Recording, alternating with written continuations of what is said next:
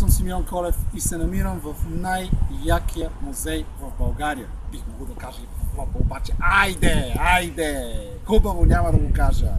Военно-историческия музей. Защо толкова ми харесва? Първо, защото има огромен двор, в който можеш спокойно да развеждаш детето си от 0 години, докато порасне и то започне да те развежда, защото ти вече си по-възрастен човек. Така, да не говорим за това. До кое се намирам? До танк Т-4. Германския танк на Втората световна война. Всички хвалят руския Т-34, е факт, че те са по-добри, но този просто повече ми харесва. Той е бил на въоръжение в българската армия. Знаете ли откъде ги знам тия неща? Не от счупената си ръка, ами от това, че във Военно-историческия музей се разминаваш с историята. Не я четеш на тъпи книги, от които можеш да хванеш и алергия.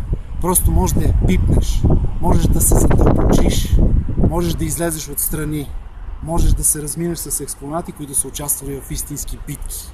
Това е музей, който е пропит с героизъм, с високо вдигнати знамена, все неща, с които трябва да възпитаваме децата си. Обожавам го музея. Жестоки.